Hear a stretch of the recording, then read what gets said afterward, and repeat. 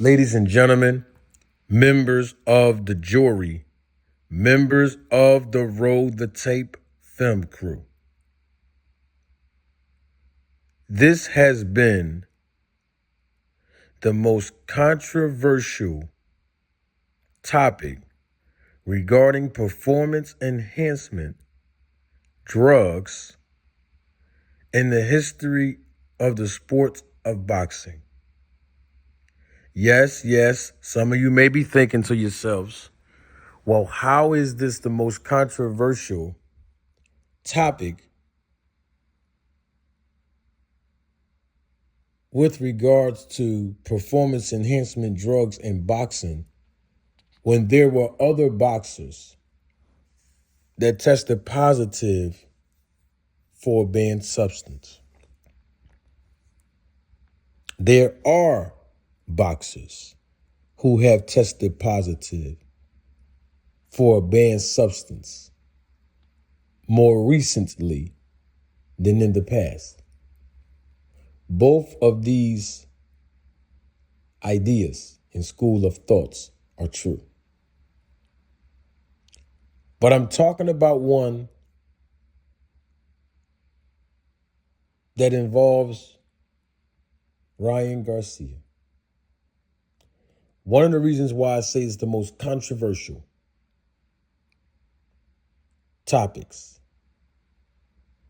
with regards to Ryan Garcia is because we're still talking about it now. The fight between Ryan Garcia and Devin Haney happened in April of this year. Here we are,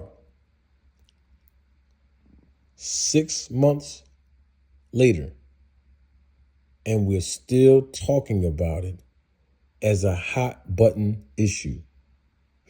If you compare this topic to other people in the past and even more recently who tested positive for a banned substance, a performance enhancement drug in the sport of boxing,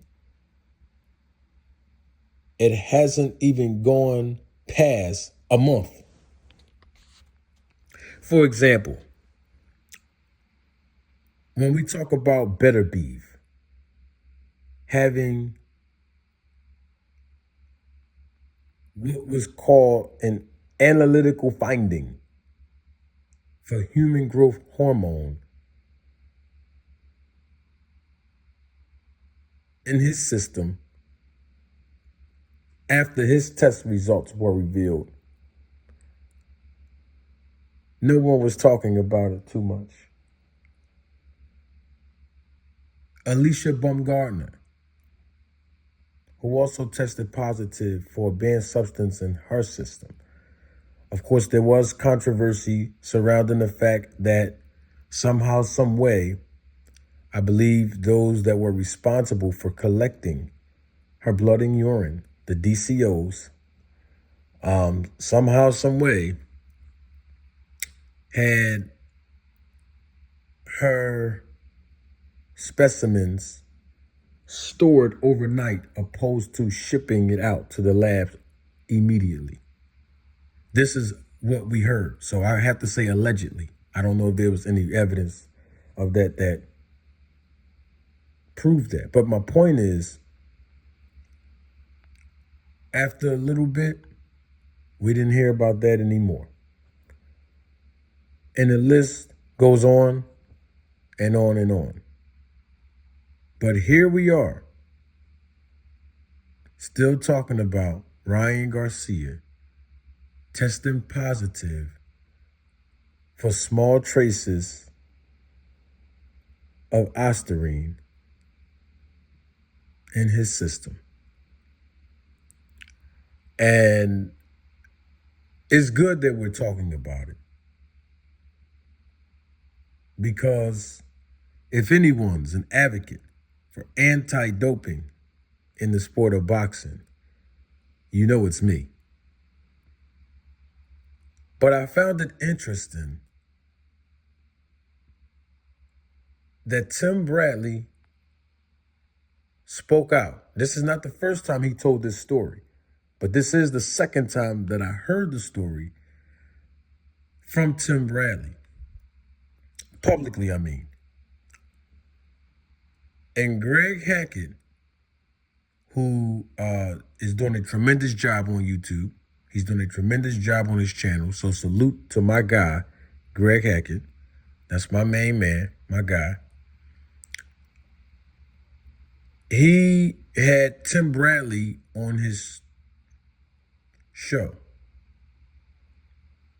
And I literally just saw just the part where Tim Bradley was on there, because I was listening to a few things on the channel, on the show, but I wasn't watching it because I had other things that I was doing at the same time. And then when I was able to just sit down and chill, I saw Tim Bradley on there. Didn't catch everything Tim Bradley said at the first time, but I rewinded to the part where Bradley came on, because I didn't even know if that was really Tim Bradley or not at first. And then when I was able to sit down, chill, and see, I was like, oh, that's Tim Bradley. So salute to Greg for having Tim Bradley on the show. But Tim Bradley said a few things in there that was interesting about the real reason why he believes Ryan Garcia tested positive. You know what? I'm doing way too much talking. Don't take my word for it. Roll the tape.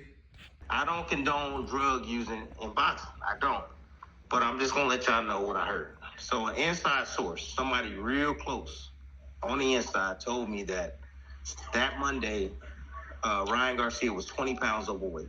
And I believe this dude. I believe this dude, man. He said he was 20 pounds overweight. He was thinking about not even fighting. You know, dude barely trained for the fight. Yes, he was out tricking, popping, doing his thing in the club, smoking dope, you name it. He was out there doing what he was doing. That's facts. He didn't really train for the fight. And he wasn't planning on fighting the fight. You know, there's the week of the fight. He's 20 pounds overweight. Anyways, let me get to the story. There's a guy from New York that they called, because Ryan was like, fuck this. Ryan had a strength and conditioning coach that was there, and he was sitting down, and Ryan was like, I ain't doing shit. I ain't doing nothing else. Fuck it. It is what it is. I'm just going to cancel the fight. So they called this dude named Scooter. Scooter supposedly came, and this is a story I heard, man. Came, he talked to Ryan. He told Ryan, no, you know what? I'm going to try to get you down. You just got to do what I asked you to do. You know what I mean? And he somewhat called for a supplement that he had used, I think it was 6 months ago. He used it on a MMA fighter. It's a supplement. I don't know the name of the supplement, but it was a supplement to help lose weight. So he got it. I guess it came in through the mail. The same product that he used for that same MMA guy that didn't pop dirty.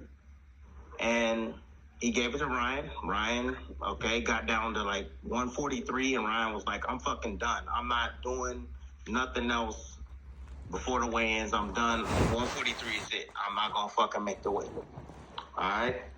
So he got on the scale. He made the weight. The fight happens. Everything happens. Everybody know the story of what happened. Right. Then all of a sudden, a few weeks later, he pops. And that's why Ryan is saying, like, yo, like, I didn't take anything. You know what I mean? This is the supplement that I took. So Ryan got suspended, not for steroids or the supplement. He got suspended because he didn't report that use of that supplement that he used. Right. See, when you get to do the VADA testing, you have to report all the supplements that you're taking. He didn't have that listed on the supplement list. So that's the reason why he got suspended, was because of that. He didn't get suspended because of I don't even know, it was a small amount or whatever. He didn't get suspended for that. He got suspended because he didn't have that on the freaking list.